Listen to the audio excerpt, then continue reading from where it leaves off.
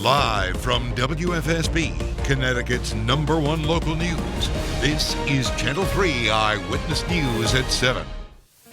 Right now at 7, streaming live on Roku, Apple TV, and the Amazon Fire Stick. We are following some breaking news for you this morning. A Yukon student accused of murdering 2 men in our state has been captured, ending a 6-day manhunt across multiple states. Police arrested Peter Manfredonia in Hagerstown, Maryland, late last night. Good morning. Thanks for being with us. I'm Eric Parker. Channel 3's Roger Suzanne has the very latest on the arrest and the investigation. Peter Manfredonia was on the run until the bitter end. Police spotted the Yukon student near a truck stop in Hagerstown, Maryland, and investigators quickly brought him to justice, ending an alleged killing spree that led to a multi-state manhunt. Investigators say the violence began 6 days ago on Friday when Manfredonia killed 62-year-old Ted Demers and severely injured another person in Willington after luring them close by pretending to have a problem with his motorcycle. The next day, he's accused of breaking into a home in Willington and stealing guns, food, and a pickup truck and driving to Derby, where police say he committed another murder, killing Nicholas Isley, an acquaintance of his from Manfredonia's hometown of Newtown. Police say Manfredonia then kidnapped Isley's girlfriend and took the couple's car, eventually dropping her off unharmed in New Jersey. Investigators say Manfredonia then headed to Pennsylvania. He dumped his stolen car, took an Uber to a Walmart in East Stroudsburg, and was spotted in surveillance photos. Finally, state police and the U.S. Marshals tracked Manfredonia to Hagerstown. Police say when they arrested Manfredonia, they found a weapon possibly connected to the Derby murder nearby. Connecticut State Police detectives utilize social media, technology, and good old-fashioned police work in order to track down this suspect. Roger Suzanne, Channel 3 Eyewitness News. Now, police say the victims' families have been notified. Manfredonia's family issued a short statement through their attorney. They said, quote, his family is relieved that Peter has brought this to a peaceful conclusion. We will have updates on this breaking story on our app and online. Turning now to the coronavirus in Connecticut as state leaders work on efforts to reopen the state this morning. We know that there are 15 fewer positive cases after the State Department of Public Health identified some duplicates in their system. We also learned, though, that 34 more people have died from the virus. Hospitalizations continue to drop. They're down by 10. And the state has performed more than 4,400 more tests just over the last day. It has been a full week since the state partially reopened, and on Monday, more businesses will unlock their doors for the first time in months. Channel 3 Eyewitness News reporter Eva Zamaris has more on how business owners are adapting to the changes. If you've been out to eat this week, you've probably noticed the changes at restaurants. Everyone is wearing masks and dining outside. Perhaps you've even gotten your temperature checked. We're taking everybody's temperature as they come in, so they're feeling very comfortable doing that. These are just some of the precautions you'll see restaurants taking after reopening last week. On Monday, more businesses are expected to reopen. Those are hair salons, barbershops, and casinos. Eyewitness News spoke with business owners and a restaurant manager who tell us the best thing these businesses can do is communicate. Just letting them know what you're doing to keep people safe, how you're keeping them safe, and what they need to do to help keep you safe as well. This situation is changing by the minute. Today, members of the Reopen Connecticut Advisory Group's Community Committee will hold a roundtable discussion.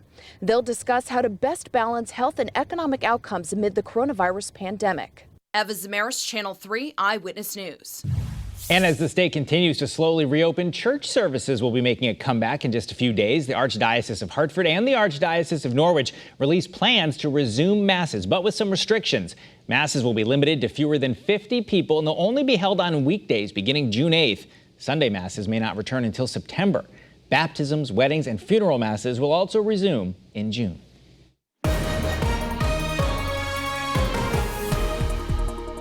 All right. Good morning, everybody. I'm Scot Haney with Dash the Weather Cat in the west end of Hartford. Where are you going? You doing anything?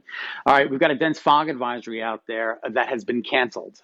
We had one earlier this morning. It has now been canceled. It was along the immediate shoreline. But as you can see now, that has now been dropped. The visibility is not so great out there, but it is getting better. As you can see, 3/4 of a mile in New Haven, 1 3/4 of a mile in Bridgeport, and 1/4 of a mile in Groton. So still a little tough out there, even creeping a little bit further inland into Waterbury at Oxford Airport, a mile of visibility there. So no dense fog advisory, but we still have some tough conditions out there this morning, so please be careful. As you can see, some scattered showers pushing through. We're very isolated in nature, moving through Hampden at this point and parts of New London. Very isolated in nature and not a lot of rain coming down. And that's what we're expecting through the day today, isolated scattered showers. But it is a foggy start, so be careful driving around this morning. As we move into the temperatures, whoa, it is mild out there. The typical overnight low 51. We're in the mid 60s out there, and the dew points are in the low 60s. Look at this, rivaling those temperatures. Relative humidity closing in on 100%, and the winds are out of the south-southeast, anywhere from 5 to 7 miles an hour. So that's not too substantial a wind, but nonetheless, it is out of the south-southeast, and that is going to keep things cloudy. And it's going to keep some isolated showers in the forecast as well. Mostly cloudy icons across the board here. Mostly cloudy icons across the board for the shoreline. Temperatures will be topping out in the mid-70s today, if not the upper 70s for inland Connecticut. Here's our Old Saybrook iCam, getting a little bit better. Still some liquid on the lens. A little brightening in the sky there in Torrington with mostly overcast conditions. And New London, good morning to you. Still some fog there in New London. So we'll take you out and show you the remnants of Bertha are going by to our west today. But we are going to be dealing with some of these scattered showers that are coming up from the south. So just grab the umbrella, throw it in the backseat of your car, rather to be safe than sorry. FutureCast keeps us cloudy. The further north you go, the more likely you are to see some gradual clearing. But here in Connecticut, cloudy today, muggy, humid, temperatures in the mid-70s with an isolated shower possible. Tonight, more isolated showers are possible, and that will continue right through tomorrow morning. And then we'll get some partial clearing. And then the cold front rolls in Friday night and Saturday. And unfortunately, that sets the stage for kind of a damp Saturday. Depending on what model you believe, we could be dealing with some partial clearing late in the day, or those showers might continue. So we're just going to have to wait it out and see. Now, according to this particular model, we're taking a look at some rainfall. 11 o'clock Saturday morning, like 2, 3, 4 o'clock, could be some heavy downpours in the state in the afternoon, and then that finally relinquishes control over us, and Sunday's a better day. Daytime highs today in the mid to upper 70s, right around 80 degrees, mostly cloudy and muggy with an isolated shower, and then overnight lows tonight drop to about 64. Tomorrow, mostly cloudy to partly cloudy with isolated shower and thunderstorm activity.